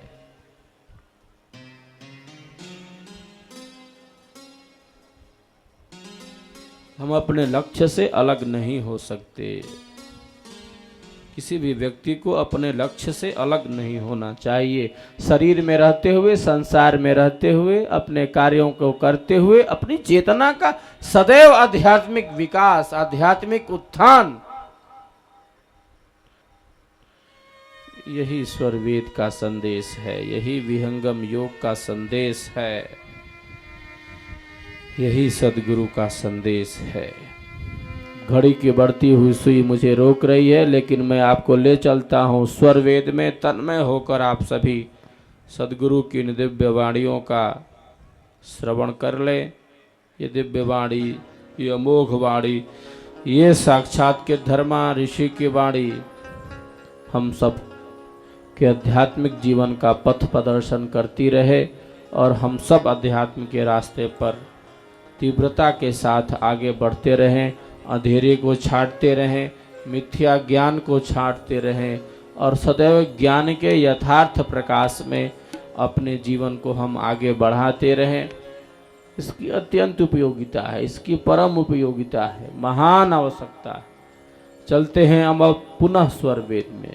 ये स्वरवेद का सुख है, इससे सुख मिलता है, इससे स्वास्थ्य मिलता है, इससे शांति मिलती है। क्या है स्वरवेद? क्या है? क्या है स्वरवेद?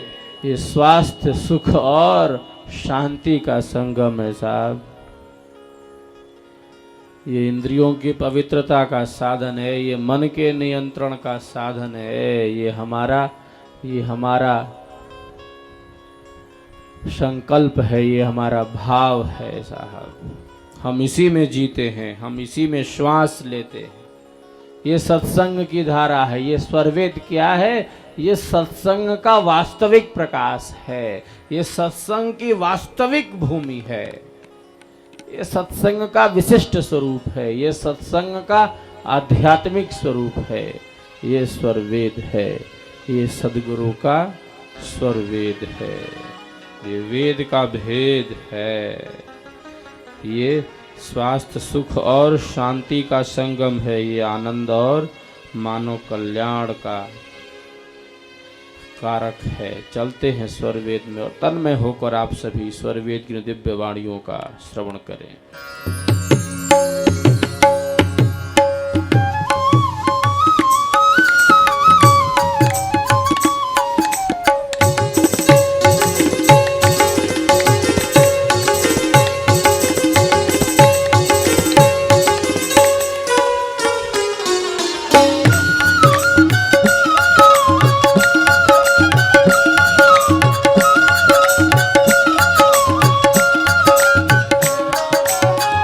सेवा संतन की करो, एक आवे एक जाए।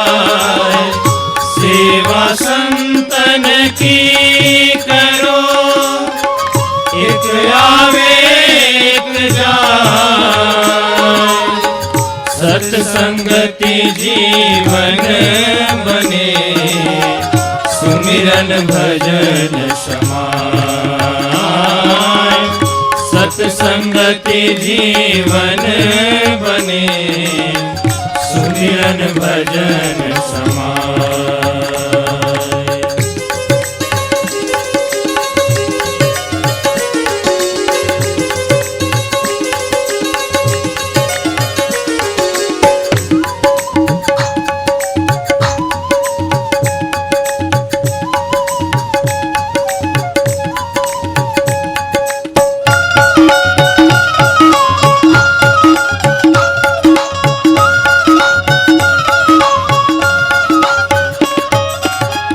धर्म नीति व्यवहार ले, पंच विषय संग संग। धर्म नीति व्यवहार ले, पंच विषय संग संग। नियमित हरि माया रहे, जीवन सुभग सुमन। नियमित हरि माया रहे, जीवन सुभग सुमन।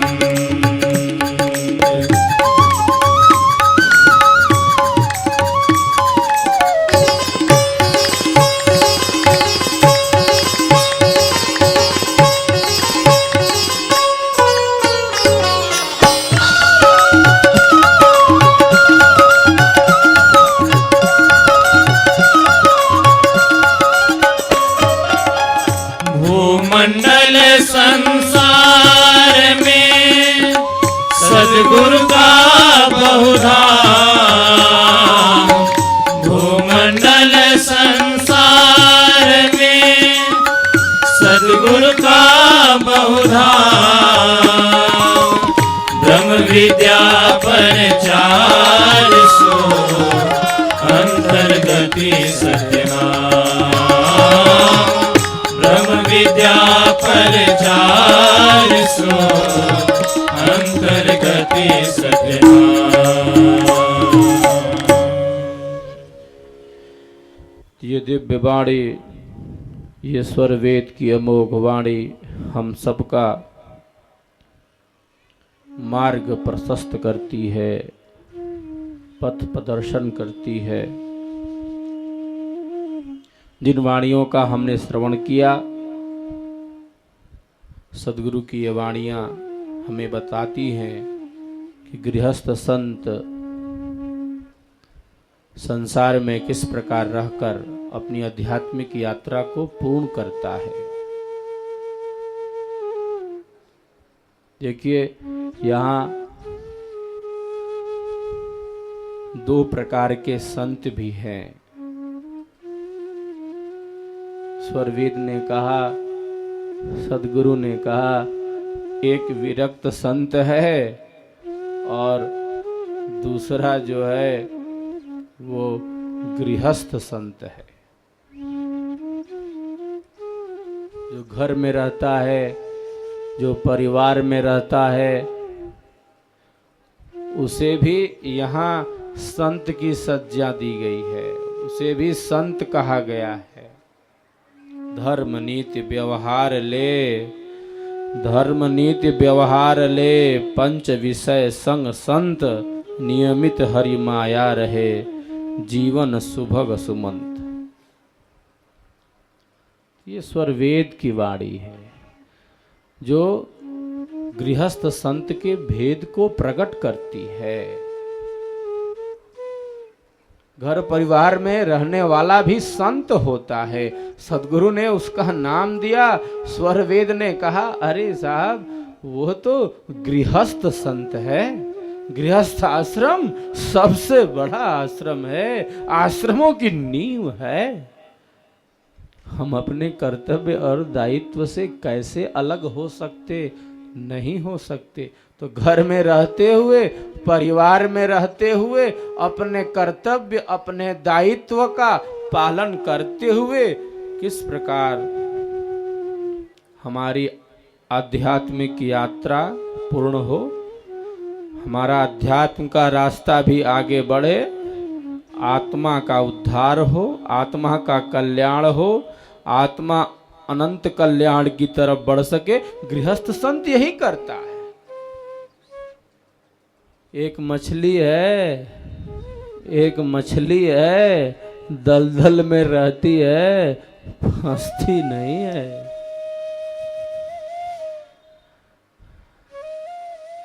कमल का पत्ता जल में है, जल से निर्लिप्त है।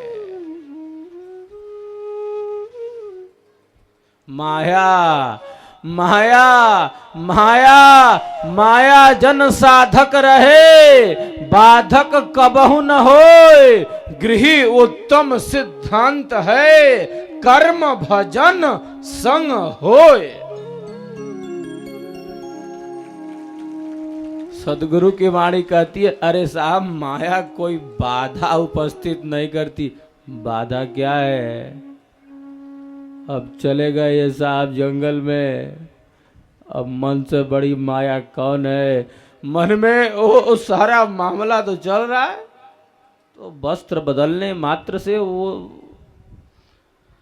कैसे गाड़ी चलेगी?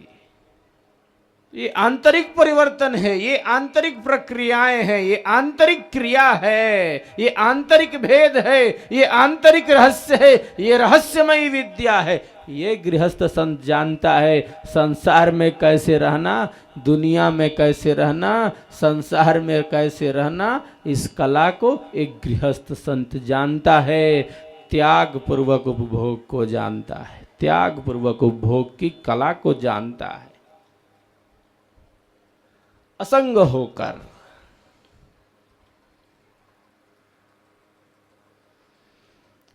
मैं और मेरा से ऊपर उठकर, मैं और मेरा, ये विनाश का रास्ता, ये दुख का रास्ता, सब कुछ ईश्वर का, ईश्वर निमित्त कारण। हाँ, ईश्वरी कृपा से, प्रारब्ध से, पुरुषार्थ से जो कुछ भी प्राप्त हुआ है, त्याग पूर्वक उपभोग आप करिए। अहंकार को मत बढ़ाइए।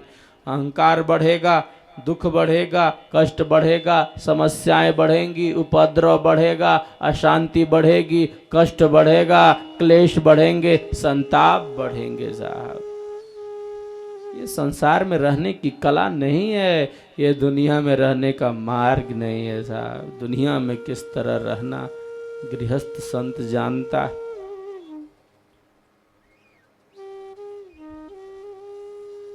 वाणी पर संयम, विचारों पर संयम, भावों पर संयम, संकल्पों पर संयम।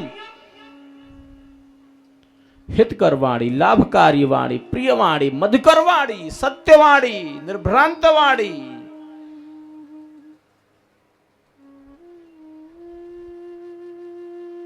अरे साहब,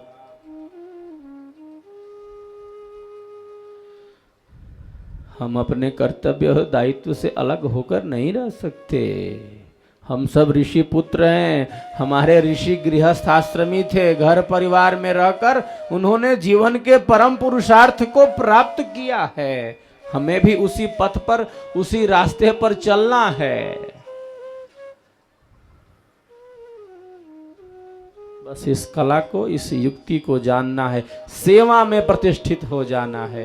श्रद्धा में, समर्पण में, विश्वास में, सहिष्णुता में, प्रेम में, दया में, मैत्री में, करुणा में, सद्भाव में, अहिंसा में, सत्य में प्रतिष्ठित हो जाना है। साहब,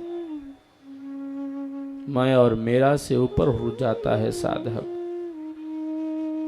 सेवा हमारे अभिमान को नष्ट कर देती है, हमारी अविद्या को नष्ट करती है। सहज बनाती, हमें समाज से जोड़ती, हमें अपने कर्तव्य से जागृत बनाती।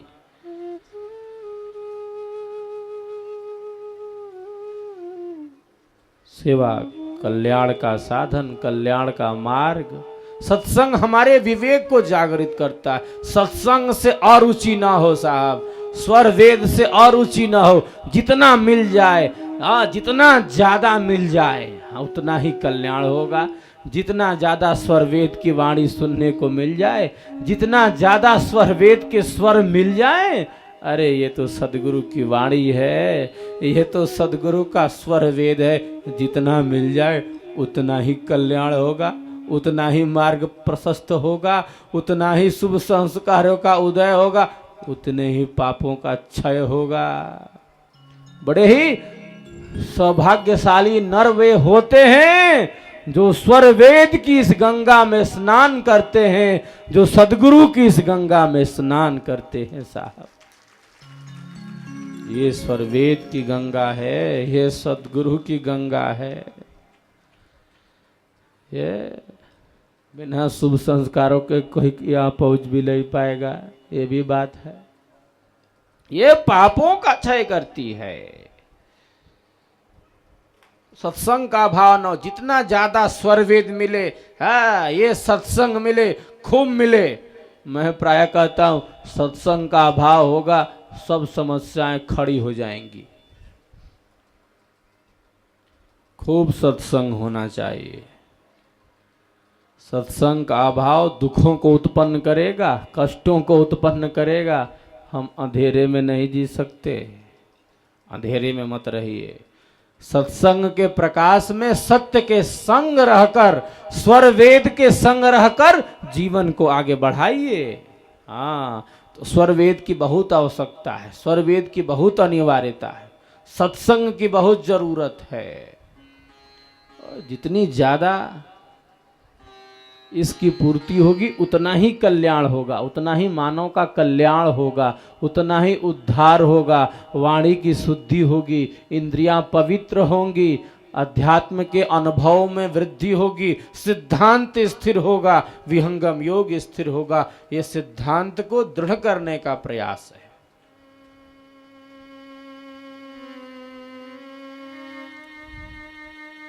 सत्संग का अभाव तो गड़बड़ी को उत्पन्न करेगा। सत्संग कम न हो, ये विवेक को जागृत करता है, ये अंधेरे को दूर करता है, ये हमारे मन को भी प्रसन्न करता है, चित्त की प्रसन्नता का साधन है स्वरवेद। स्वरवेद से क्या होता है? अभी तो बहुत बाकी है, कैसे पूरा होगा? स्वरवेद से क्या होता है? अरे साहब, स्वरवेद से चित्त प्रसन्न होता है। हाँ, चित्त के मल नष्ट होते हैं, और क्या होगा? मन श्रेष्ठ शुभ विचारों से पूर्ण बनेगा।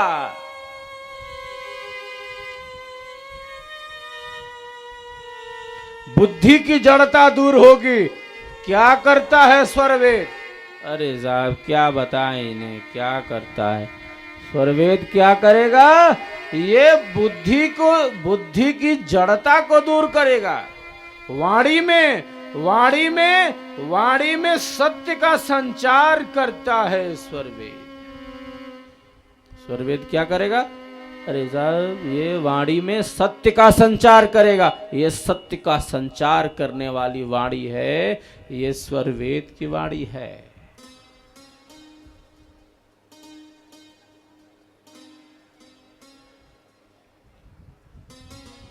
ये उन्नति का साधन है, ये मानव कल्याण की गाथा है, ये अध्यात्म की गाथा है, ये सदगुरु की धरोहर है, ये सदगुरु का सिद्धांत है, ये सदगुरु का अनुभव है। तो सत्संग का अभाव ना हो, स्वरवेद का अभाव ना हो। हाँ, स्वरवेद के स्वर गुंजायमान हो, स्वरवेद की अधिकता हो, स्वरवेद की संपूर्णता हो, घर घर में स्वरवेद हो, जन जन तक स्वरवेद पहुंचे। ये हम सब का कर्तव्य है, ये हम सब का दायित्व है। हमें ये संकल्प करना होगा, हमें इस संकल्प से पूर्ण होना होगा कि जन जन तक हम स्वरवेद के स्वर को पहुंचाएं।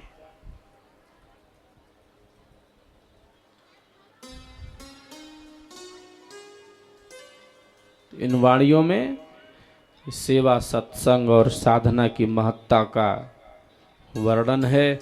आज प्रथम दिवस के लिए मैं इतना पर्याप्त समझता हूँ।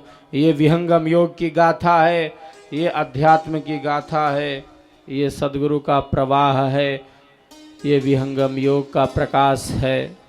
2 घंटे का समय हो गया है और घड़ी की बढ़ती हुई सुई मुझे रोक रही है, लेकिन जाते जाते स्वरवेद की वाणियों को सुना जाता हूँ। आपको तन्मय होकर आप सभी स्वरवेद की दिव्य वाणियों का श्रवण कर लें। इसी के साथ आज प्रथम दिवस की ये अध्यात्म की महफिल विराम लेगी। अध्यात्म की सभा का आज प्रथम दिवस यहाँ समापन होगा। जो भी नए जिज्ञासु हैं, जो इस विहंगम योग की क्रियात्मक साधना से नहीं जुड़े हैं, विहंगम योग की ध्यान पद्धति से नहीं जुड़े हैं, उनसे मैं अपील करूंगा वे विहंगम योग की क्रियात्मक साधना से जुड़कर, स्वरवेद से जोड़कर अपने जीवन को अध्यात्म के पथ पर आगे लेकर जाएं। आज लाखों भाई बहन पूरे भारत में और भारत के बाहर विश्व के अनेक देशों में विहंगम योग की साधना से जुड़कर, स्वरवेद से जुड़कर, सद्गुरु के सिद्धांत से जुड़कर अपने जीवन का भौतिक एवं आध्यात्मिक मंगल कर रहे हैं। और यह बड़ा ही पुनीत अवसर, बड़ा ही श्रेष्ठ अवसर द्वाबा की इस पवित्र भूमि पर, बलिया जिले की इस पवित्र माटी पर, ऋषियों की इस तपोभूमि पर, इस नमस्य भूमि पर, इस प्रणम्य भूमि पर उपस्थित हुआ है, जब हम यहाँ पर 3 दिनों के लिए एकत्रित हुए हैं। ये धारा, ये प्रवाह, ये त्रिवेणी तो यहाँ पर बहेगी ही। आज इसकी यहाँ पर शुरुआत हुई है। तो जो भी नए जिज्ञासु हैं, निश्चित रूप से इसकी क्रियात्मक साधना से, इसके वैज्ञानिक पक्ष से, इसके साधना पक्ष से अवश्य जुड़ेंगे। सेवा, सत्संग और साधना की ये त्रिवेणी सदैव प्रवाहित रहे। चलते हैं अब हम स्वर वेद में और तन्मय होकर आप सभी स्वर वेद की दिव्य वाणियों का श्रवण कर लें। फिर आज की ये सभा यहीं संपन्न होगी। आप सबों के कल्याण की कामना है, आप सबों के विकास की कामना है। आप सबों ने इन दिव्य वाणियों को सुना, स्वरवेद की इन वाणियों को सुना। आप सबका कल्याण हो, आप सबका विकास हो, आप सब स्वास्थ्य को प्राप्त करें, आप सब सुख को प्राप्त करें, आप सब शांति का वर्ण करें। आपके घर में, आपके परिवार में चैन शांति का वातावरण हो, प्रेम का वातावरण हो। सभी अध्यात्म के पथ पर, इस विहंगम योग के पथ पर आगे बढ़कर जीवन में मंगल करें, कल्याण करें। सबकी भौतिक उन्नति हो, सबके आध्यात्मिक उन्नति हो, सबके भौतिक एवं आध्यात्मिक उत्थान की मैं यहाँ इस मंच से कामना करता हूँ, प्रार्थना करता हूँ। सबका भला हो, सबका कल्याण हो, यही कामना है, यही संदेश है। आज प्रथम दिवस के अवसर पर सुख शांति सबको मिले, यह उपदेश हमार, सारा विश्व हमार है, हम हैं सब संसार। सर्वे भवन्तु सुखिनः, सर्वे सन्तु निरामयाः, सर्वे भद्राणि पश्यन्तु, माँ कश्चित् दुख भाग भवेत्। सबके सुख की कामना, सबके कल्याण की कामना, सबके विकास की कामना करते हुए, सबके स्वास्थ्य, सुख और शांति की कामना करते हुए आज मैं प्रथम दिवस अपनी वाणी को यहीं विराम देता हूँ और आप सबके कल्याण की एक बार पुनः प्रार्थना करता हूँ। बोलिए सद्गुरुदेव की। विहंगम योग मनोनिग्रह से लेकर आत्मज्ञान एवं परमात्मा प्राप्ति तक की यात्रा है। अमर हिमालय योगी अनंत श्री सद्गुरु सदाफल देव जी महाराज ने अपनी 17 वर्षों की गहन साधना से इस सनातन ब्रह्म ज्ञान को धरती पर पुनर्स्थापित किया है। उनके स्वयं के प्रत्यक्ष अनुभवों पर आधारित महान आध्यात्मिक सदग्रंथ स्वरवेद विहंगम योग का संपूर्ण दर्शन प्रस्तुत करता है, जिसका प्रैक्टिकल आप भी अपने घर परिवार में रहते हुए कर सकते हैं। विहंगम योग में मात्र 10 मिनट के विधिवत साधन से ही अद्वितीय अनुभव होने लगते हैं। विश्व की अनेक वैज्ञानिक संस्थाओं के शोध विहंगम योग की साधना को एक अत्यंत प्रभावशाली ध्यान पद्धति के रूप में प्रतिष्ठित करते हैं। इसके अतिरिक्त विहंगम योग में सांसारिक मनोकामनाओं की पूर्ति हेतु वैदिक हवन यज्ञ का भी प्रावधान है।